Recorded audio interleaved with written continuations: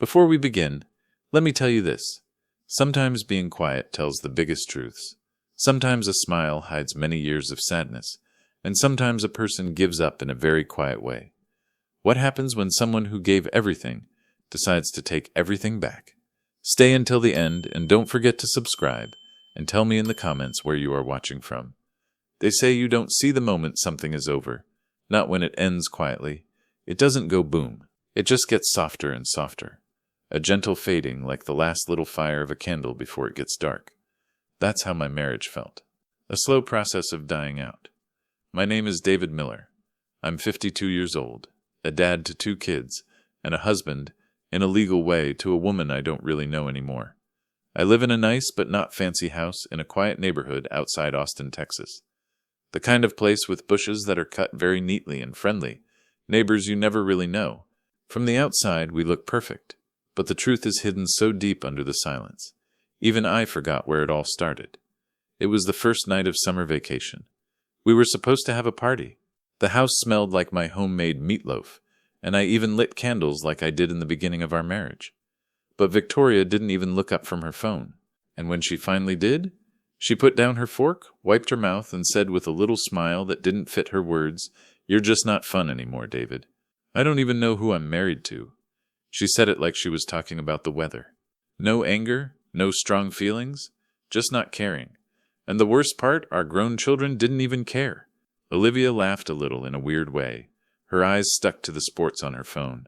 Matthew just lifted his eyebrow, drank his soda, then started talking about his new boxing teacher. I sat there in that clean kitchen with the candles and knew no one saw me anymore. Not really.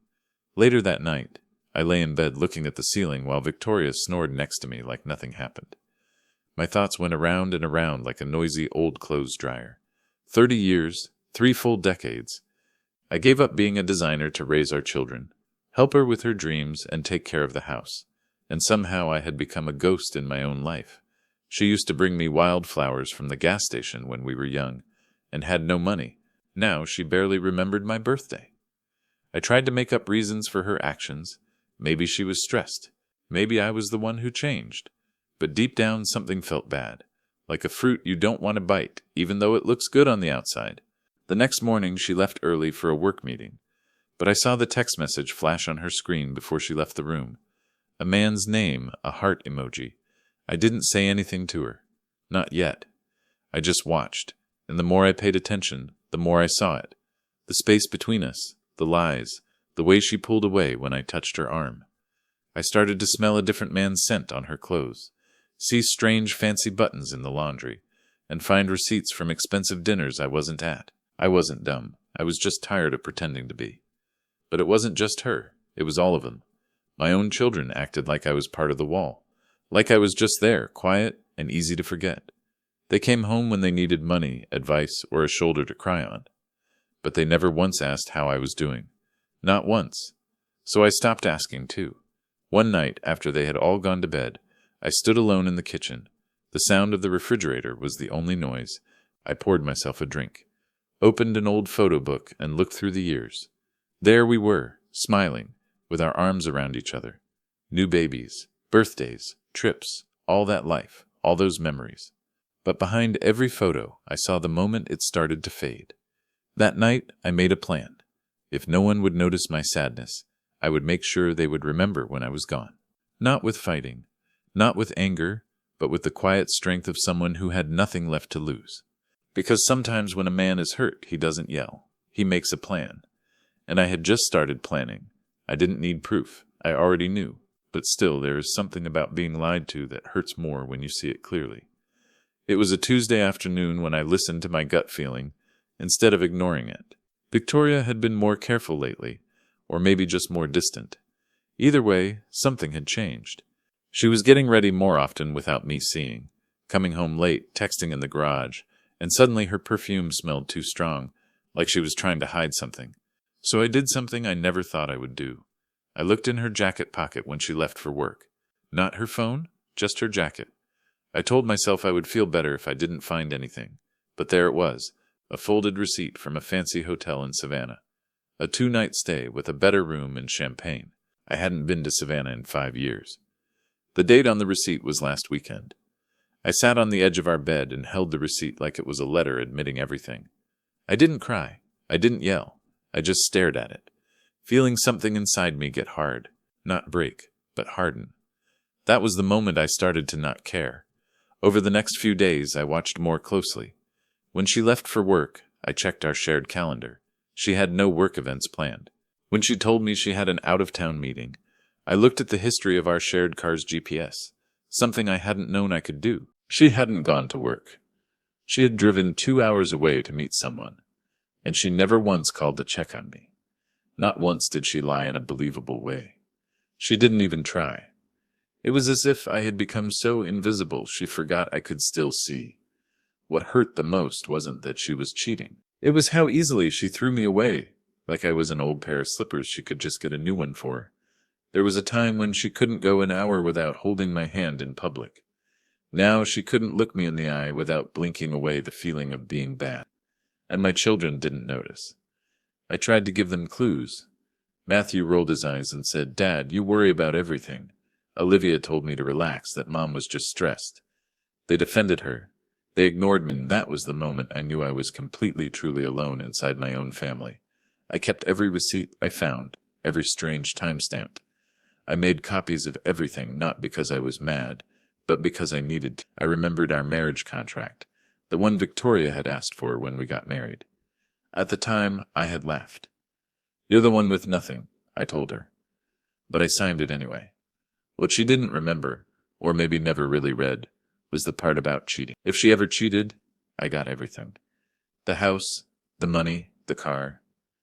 She laughed back then, sure she would never betray me. I never thought I would need that part of the contract until now. I began moving like a ghost through my own home, writing things down, recording, watching. I stopped making small talk. I stopped cooking her favorite meals. I went to bed early and woke up before everyone else. I wasn't angry. I was focused. She noticed something was different. One evening, she asked if I was okay. I looked at her for a long time without saying anything. I smiled and lied. "I'm just tired." Tired wasn't even half of it. I was exhausted from giving so much of myself for so many years, only to be pushed to the side like I never mattered. The man she once loved had been replaced by a stranger in her eyes. A stranger she didn't care to get to know again. But that stranger, he was learning to take back his own life. And in the quiet of my hurt, I started to imagine the moment I would finally stop pretending. Not in a loud, big scene. No, in a way she would never see coming. Because women like Victoria never expected the quiet ones to leave. They certainly never thought we would do it with a smile. It happened in the middle of a grocery store. I was standing in the aisle looking at 2 brands of pasta sauce, one that was on sale, one that wasn't. And suddenly I thought, why am I still choosing what she likes? She hated mushrooms, so I always stayed away from the kind with big pieces. But I love mushrooms. I've loved them since I was 12. And yet for 30 years I had even kept my mouth shut about what I liked to eat for her. That jar of mushroom pasta sauce went into the cart like a statement of war, small, and no one else could see it. But to me it was the first open act of saying no. That night, I served it with garlic bread, and I waited. Victoria walked in, loosened her ponytail, and sat down across from me without a word, took a bite, and stopped chewing. "You know I don't like mushrooms," I smiled. "I know." She stared at me, confused, but didn't say another word.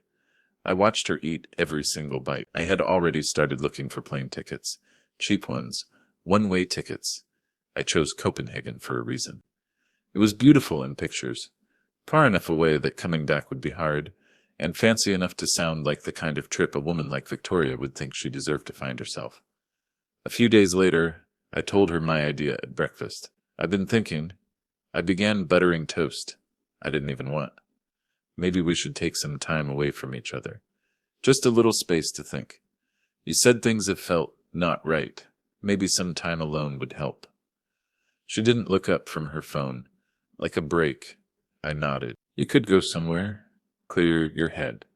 I'll stay here. Think things through." She blinked. "You'd be okay with that?" "Of course," I said gently. "I want you to feel happy again." Her eyes lit up in a way I hadn't seen in years. Not for me, but for the idea of getting away. She didn't ask many questions. That's the thing about women who have already moved on.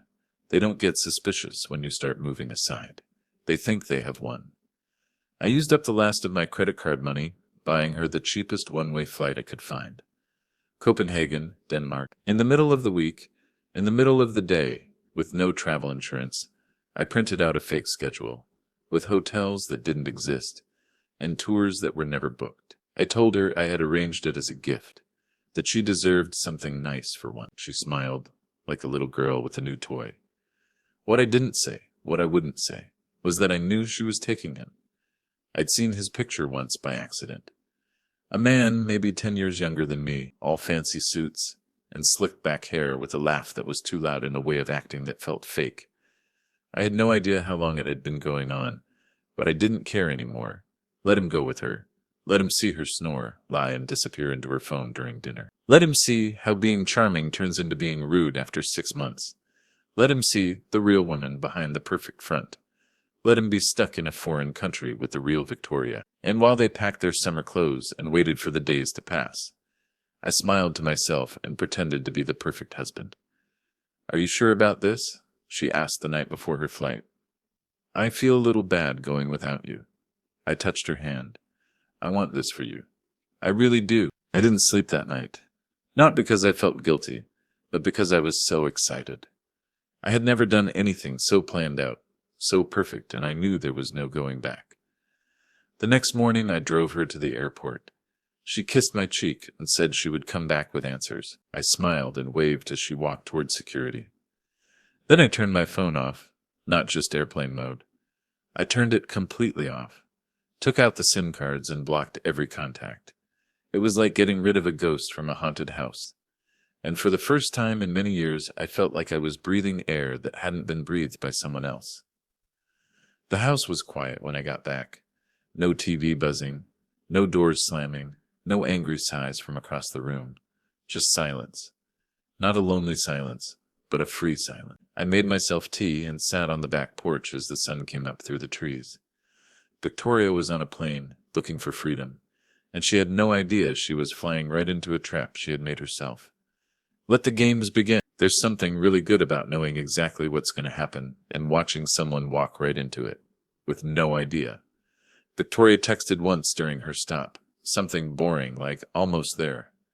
"Thanks again, sweetheart." Sweetheart, the word made my stomach feel bad.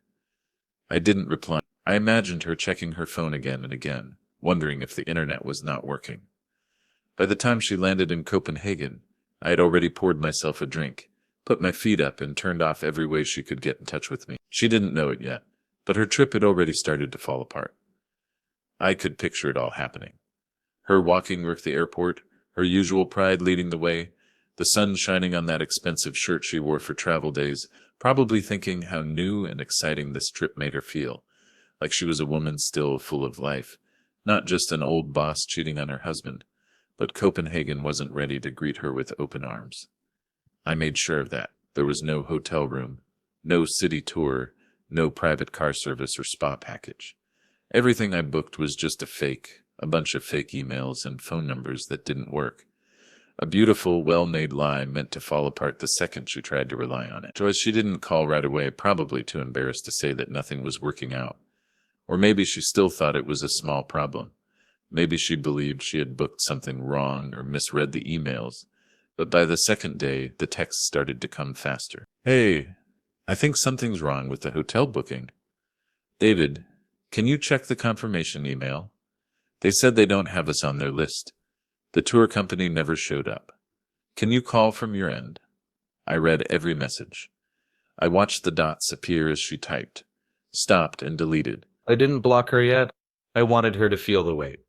The invisible distance getting bigger with each try that got no answer. By the third day, the texts got more angry. "David, this isn't funny. Where in the world are you? I'm stuck here. You're really not going to answer me." And then came the moment I'd been waiting for. The name. She accidentally included him in a message meant for me. "Julian's really upset. He thinks I lied. Are you seriously doing this?" Julian. So that was his name, and he was there with her. probably standing over her shoulder while she typed out messages with her thumbs, trying to keep control of a situation that was getting out of her hands.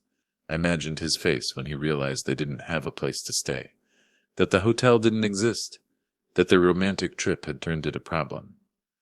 I imagined the looks they gave each other, the blaming starting to grow, the problems getting bigger. She thought she was getting away from a boring marriage. Instead, I gave her something she'd never forget. I blocked her number that evening. The next morning, I got an email from a friend we both had, Jessica, a person Victoria used to work with. The subject said, "Can you help her?" I didn't open it. Let them come up with their own plan to save her. Meanwhile, I packed a single bag and called a taxi. My cruise was waiting, a 7-day fancy trip through the Caribbean, everything paid for adults only, with a full schedule of yoga at sunrise and jazz at sunset. I had booked it months ago, a quiet backup plan, a place to go once the trap was ready, and the moment I stepped onto that ship, the heavy feeling of years lifted from my shoulders like an old heavy coat. I wasn't the man who waited at home anymore. I was the man who left on his own terms, with his own name, his own mind, and his own peace. I watched the coast get smaller from the deck, and thought about Victoria, how she must be hot and uncomfortable in that cheap place I found for her on TripAdvisor, how Julian must be getting nervous, realizing he had tied his dreams to a woman who couldn't even get a vacation without someone else's credit card. Let them feel uncomfortable. Let them learn. Let them see what happens when the man you ignored stops playing along. And for the first time in years, I laughed. Not because it was funny, but because I finally could. I don't know how long she lasted before it all started to go wrong. 3 days. From what I later figured out, it didn't take long for the heat, the confusion, and the feeling of facing the results of her actions to land completely on Victoria's shoulders. The last message I read before I blocked her number was half nervous, half begging. She said they were trying to make it work at a small hostel a few miles from the city center and that it was less than great. I had looked up that hostel myself. It had 2 stars, no air conditioning, and many reviews that talked about a broken shower and loud street noise at night. She never mentioned that part, of course, but I pictured it clearly. No fancy breakfast, no ocean view, no nights with champagne.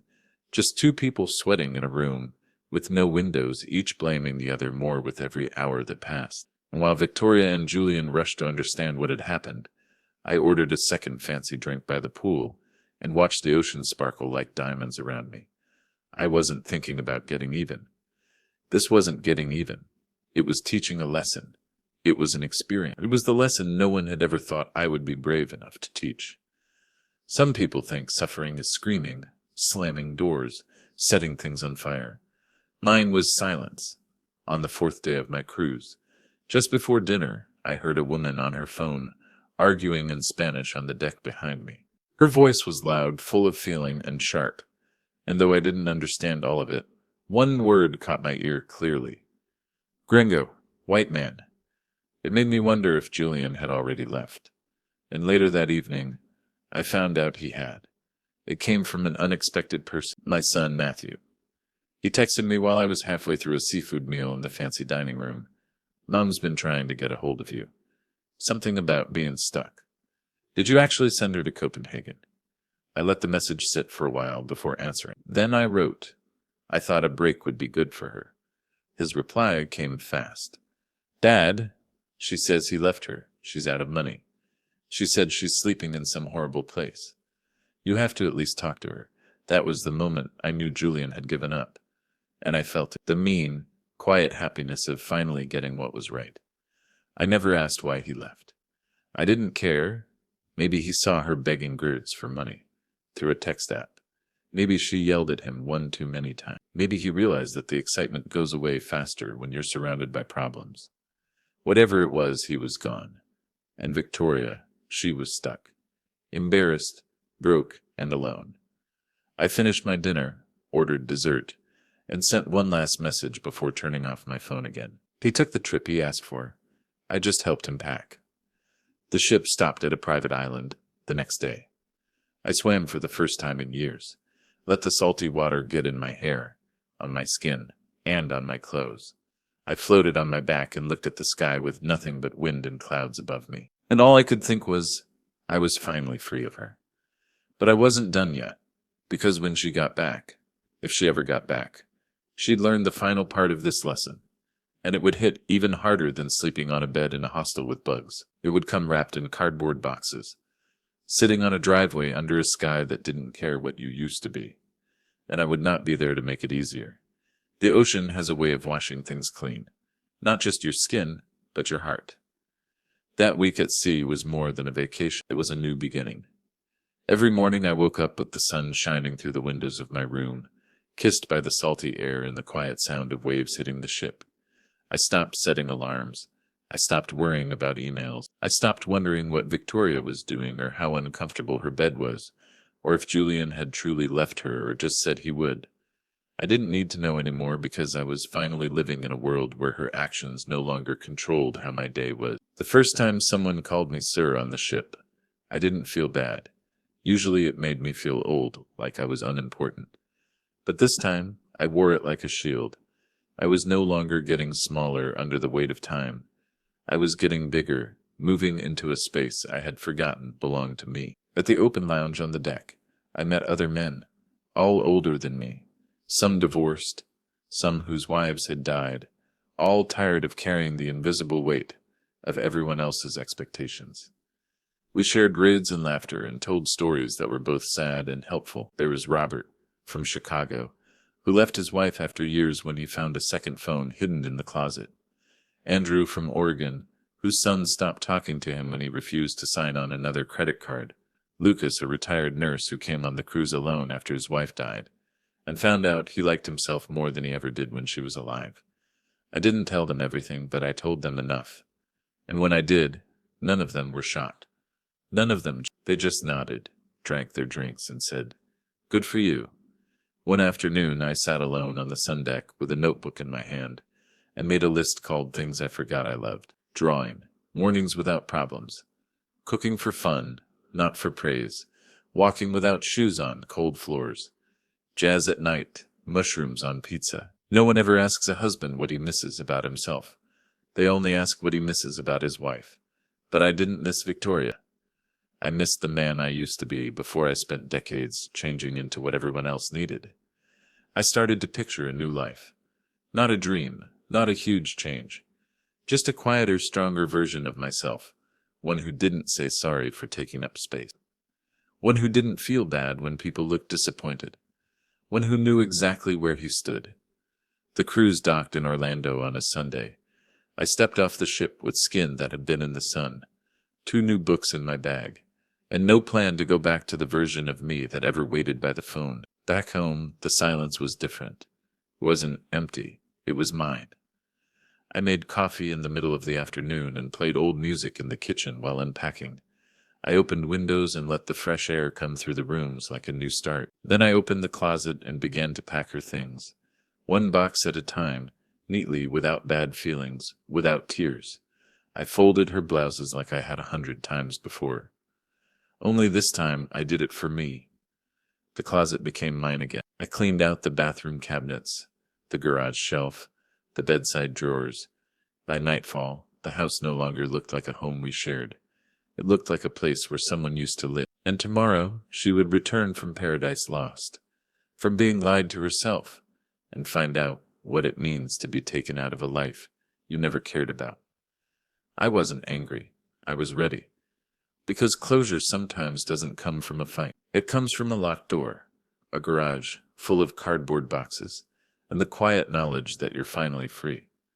The doorbell rang once, just one single sound. I was standing in the kitchen without shoes, drinking black coffee. I didn't rush. I didn't even feel bad. I walked slowly to the front window, pulled back the curtain just enough, and there she was, Victoria. She looked nothing like the woman who had left 2 weeks ago. Her blouse was wrinkled and stuck to her in parts from the sweat. Her hair, always so carefully styled, now sat in flat, messy knots, and she had bags under her eyes so deep it looked like they were holding decades, not days. She stood in front of a stack of cardboard boxes. 9 of them, every single one packed by my hands, taped shut and labeled clearly: books, winter clothes, office junk. It wasn't dramatic. It wasn't mean. It was simple and final. She rang the bell again, then knocked. "David," she called out. I didn't answer. She backed up and looked at the house. Our house. The one I got from my parents. The one she talked me into getting a new loan for, but that I never took her name off of. She stepped toward the door again and knocked harder. "David, what in the world is going on?" I walked to the door slowly, opened it halfway, and stood behind the screen. I didn't unlock it. I didn't step out. She blinked. "You packed up the whole house?" "No," I said calmly. "Just your part of it." Her face turned red with something between being confused and being angry. "You can't just throw me out." I lifted an eyebrow. "According to our marriage contract, which you insisted on, I absolutely can." She opened her mouth, then closed it. She knew I was right. She just hadn't expected me to actually do it. And that was the thing, wasn't it? She never expected me to do anything. "You can't be serious," she said, her voice getting louder now. "We've been married 30 years. 30 years ago, I thought that meant something." Her hands were in tight fists at her sides. I could see the tightness coming into her shoulders. I lost everything over there. "You sent me into a terrible nightmare." Julian left the second things. Got hard. I had to beg Jessica for money just to get home. I didn't feel bad. I didn't say I was sorry. "You said I wasn't fun anymore," I said, with a steady voice. "So I gave you an adventure." She stared at me like I had hit her. "This isn't fair," she whispered. That word, fair, I almost laughed. "Fair," I repeated. "Fair is me staying home while you were playing with someone else. Fair is me taking care of this family for decades while you ignored me like a houseplant. Don't talk to me about fair." Victoria, her mouth opened again, then closed. I looked past her at the boxes. "I paid for a moving truck. It'll be here in an hour. You don't need to come in. You can't just erase me like this." I stepped out from behind the screen, finally unlocking the door, but not letting her in. Just stepping forward until we were face to face. "I'm not erasing you, Victoria. I'm just putting you exactly where you belong." Out. She stared at me, something breaking in her eyes. The pride was gone.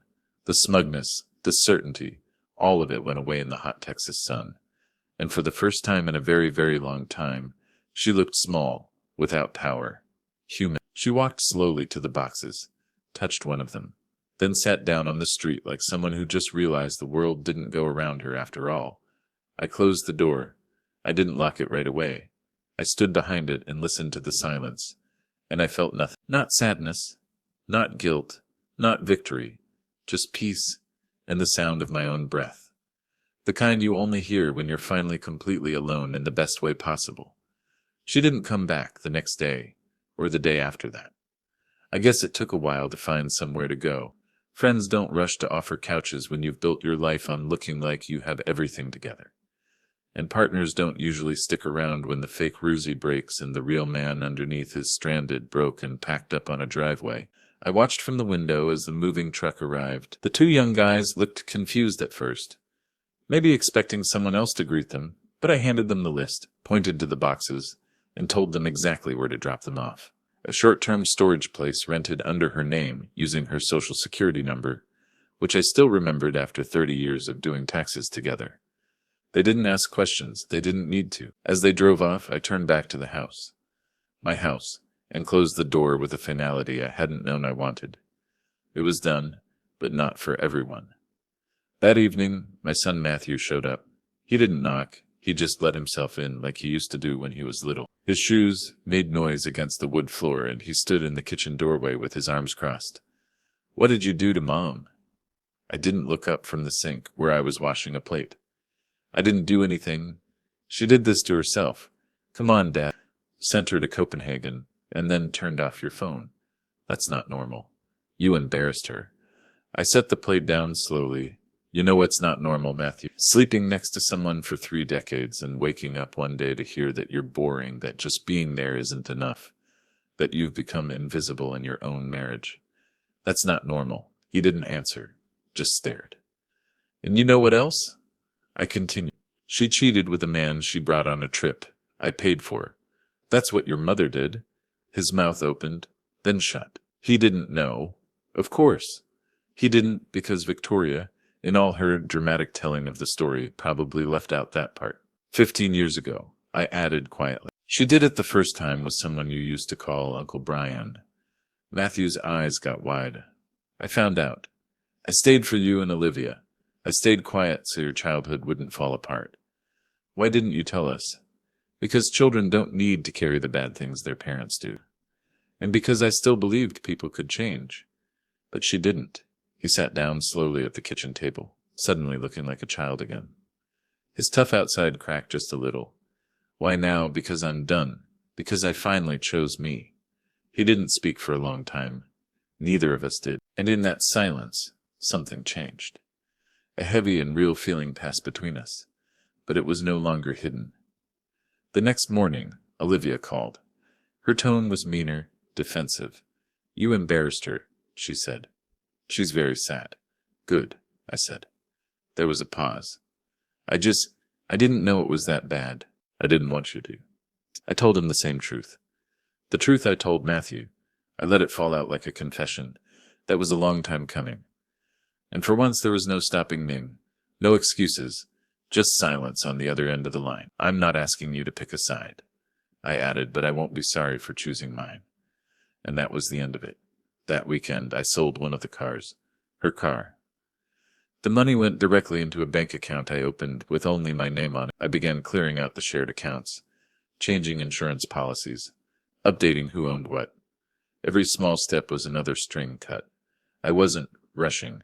I was taking back what was mine. People think divorce is about anger, yelling, and big exits. But sometimes it's just a man with a list, a pen, and a heart, no longer willing to wait for someone to see his value. And as I sat on my back porch, sipping coffee as birds flew low in the trees, I thought, I have never been more invisible, and I have never been more powerful. They showed up together, Olivia and Matthew, my children, my blood. They stood on the front porch like a group of people who had to decide what to do. Neither of them looked angry, but they didn't look kind either. Just confused, hurt, uncomfortable in the way people are when something they believed in falls apart beneath them. I opened the door and waited. Matthew spoke first. His voice was soft, like he wasn't sure if he should be talking at all. Can we talk? I stepped aside. They sat in the living room where they'd once built forts with couch cushions, where I had rocked them both to sleep, where Christmas mornings had been full of torn wrapping paper and laughter. Now it was quiet and still, like even the furniture knew something was different. Olivia rubbed her hands together, staring at the rug. Matthew wouldn't look me in the eye. He started. We didn't know how bad it had gotten. I nodded. I know. Why didn't you say anything? Olivia asked, her voice shaking. Why did you just act like everything was fine? Because that's what I was taught to do, I said quietly. You keep the family together, you protect your children from pain. You make it work. I stood by the window, pulling back the curtain furtively. Outside, the neighborhood was still quiet, normal. Then I turned around and said the thing I hadn't said out loud to anyone. I knew about your mother's first time cheating 15 years ago. Both of them looked up at once. It was with Brian. You remember him? Uncle Brian, as you used to call him. Matthew gasped. Olivia stared at me like she didn't understand the words. I found out by accident. She left her email open. There were messages, photos, a plane ticket schedule. Dad, Olivia whispered, covering her mouth. I faced her. She said it wasn't true. Then she said it was. She begged, promised it was over. That it had meant nothing. And I believed her. Why? Matthew asked, almost angry. Because you were both still in school. Because we had just gotten a new loan for the house. Because the idea of being alone scared me more than her cheating. I sat down then, finally, my knees shaking. Not from pain, but from finally standing in the truth after carrying it for so long. I stayed, thinking I could fix it, that I could make her love me again, that if I gave enough time, support, being loyal, it would be worth it. Tears came to my eyes, but I didn't cry. I watched her pull away little by little until there was nothing left of the woman I married, just a stranger who used my silence as permission. They were both quiet, thinking about it. I'm sorry, I said, not for what I did to her, but for what I hid from you. Matthew wiped his eyes. Olivia looked away, then a pause, and Matthew whispered, "You should have left her then." "I know," I said, "but I wasn't ready." Olivia nodded slowly. "So what now?" she asked.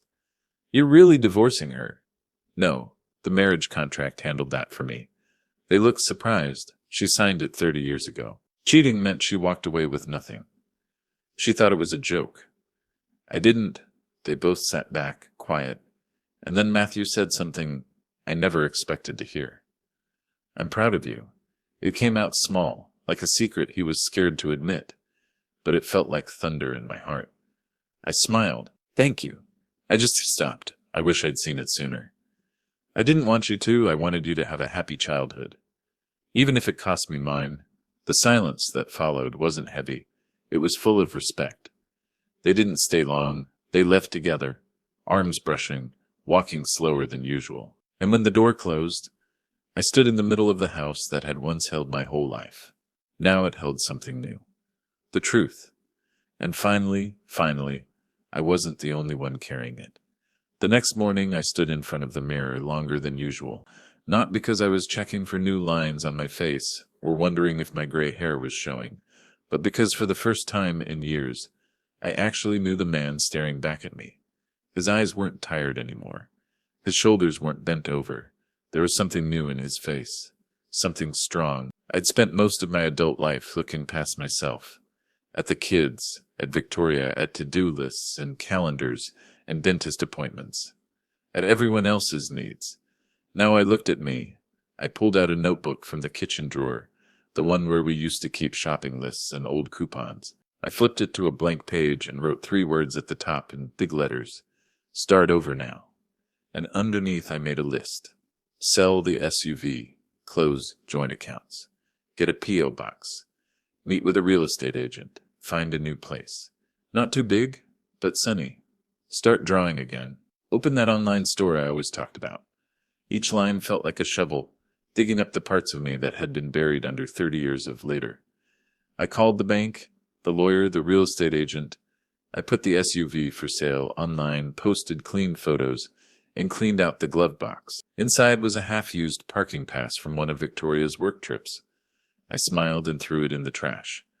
That afternoon I went to the small group of shops downtown, ones I used to walk past every Saturday, but never went into because Victoria hated how much small businesses charged. I bought myself a fancy leather-bound drawing pad. Expensive, nice. I didn't feel bad when they charged me for it. At home, I opened the pad and drew for the first time in years. It wasn't perfect. My hands were rusty, but it was mine. A etchus of a landscape not finished, but open free, like me. When I told Matthew and Olivia I was selling the house, they were very surprised.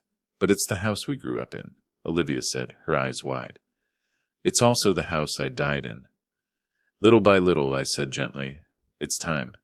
They didn't argue. They helped me pack up the rest of it. The good memories, the family things, the holiday decorations I couldn't get rid of.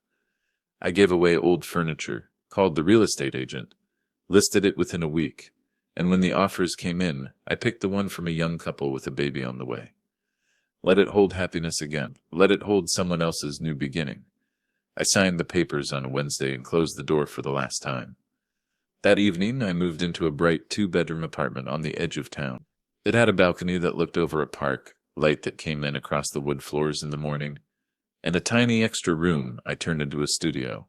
It wasn't a huge house. It wasn't a way to show off. It was freedom. My phone buzzed the first night. "Victoria, please, just talk to me." I didn't respond. I stared out at the stars from my new balcony and whispered into the night, "You had your chance." Because the truth was, I had begged for years for attention, for love, for kindness. And now that I was gone, she finally heard me. But I wasn't speaking to her anymore. I was speaking to myself, and for the first time, I was listening. I was unpacking the last box, the one labeled David's desk, full of old journals, pens, paper clips, and old thank you cards. When I heard the knock, it was soft, unsure, not like the way Victoria used to knock, not when she thought she owned the space behind the door. I knew it was her before I even looked through the peephole. She stood there in a wrinkled blue shirt, holding nothing. Her hands were empty, so was her face. With no pride, no charm, everything she'd ever used as a shield was gone. "David," she said when I opened the door. I didn't invite her in. She didn't expect to be. "I found your new place," she added, looking at the number on the door. "Matthew told me. I asked him not to, but he thought you might want to hear me out." I leaned against the doorframe, arms crossed. "You shouldn't have come." "I know." She looked smaller than the last time I saw her, not in height, but in how she carried herself, like she'd been worn down, like the world had finally caught up to her and started collecting the money owed. She ran a hand through her hair, which was grayer than I remembered. "I came to say, I'm sorry, silent. I was a coward. A selfish, blind, sad coward. Still, I said nothing. I didn't see what I had, and I thought I could replace what I lost with something shiny and easy. But the truth is, nothing I ever had with anyone came close to what I ruined with you." I let her words sit there. I didn't get softer. I didn't lean in because while she had been breaking me down day by day, I had rebuilt myself. "I know I don't deserve anything from you," she continued. "Not forgiveness, not a nice feeling. But I needed to face you. I needed to see your eyes and know you heard it." I finally spoke. "You left a long time ago. Victoria, this isn't about Copenhagen, or Julian, or the hotel that didn't exist. This is about every quiet dinner, every time you ignored me, every time you looked past me like I was furniture." She lowered her eyes. "I know, and I let you," I continued. "I let you make me smaller. I let myself disappear." She started to speak, but I stopped her, but not anymore. I stepped out onto the balcony and pointed to the view trees. Kids playing in the park. Dogs barking somewhere in the distance. "This is my space now. My life." She looked at me. Really looked at me. "You're glowing," she said. I nodded. "That's what happens when you stop watering dead plants." She smiled faintly. It wasn't sarcastic. It was sad. Real. "I don't have a home," she said quietly. "That's not my problem anymore." She nodded, swallowed hard. "I'll go now." I didn't stop her. She walked down the hall slowly, like she didn't know where to go next. And maybe she didn't. I closed the door behind her. No tears came, no regrets, just a calm, steady stillness, the kind you only get when the past stops knocking. There are mornings when the light comes in just right. And for a second, everything is still. No buzzing phones, no expectations, no tension humming beneath the surface of a too-quiet breakfast table. Just the breeze, the warmth, the smell of fresh coffee coming from the kitchen. I live for those mornings now. My name is still David Miller, but I've changed in every way that is important. After Victoria left my doorway that night, I didn't hear from her again, at least not directly. Matthew said she was staying with a college friend, across town trying to get back on her feet. Olivia mentioned she'd gotten a part-time job giving advice for small companies, but neither of them pushed me.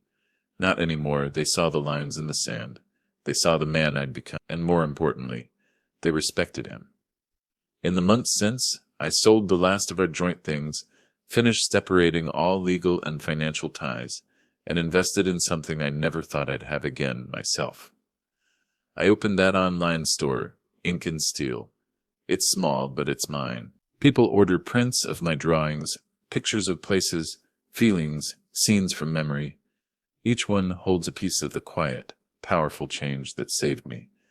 And once a week, I teach an art class. It's the local community center. Men show up, older, younger, some heartbroken, some just tired.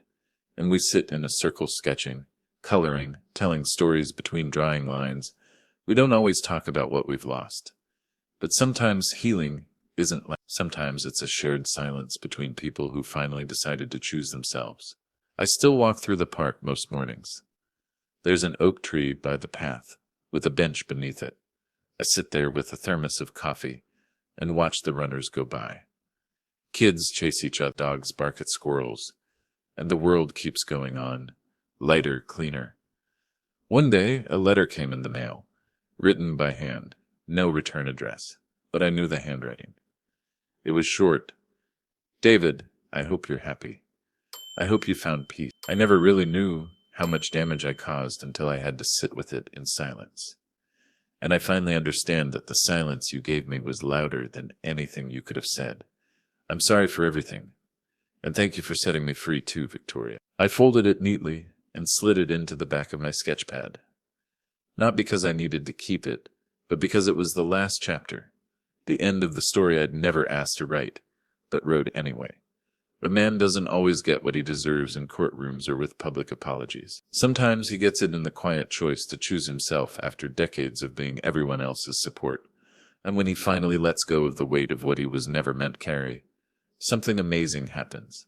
He floats. I sit here now on my balcony watching the sun disappear behind the trees, sketchbook on my lap, pencil in hand, and for the first time in my life, I don't need anyone to see me, because I see myself, and I love the view. Thanks for listening. Don't forget to sign up and like the video. Feel free to share your story in the comments. Your story matters to us.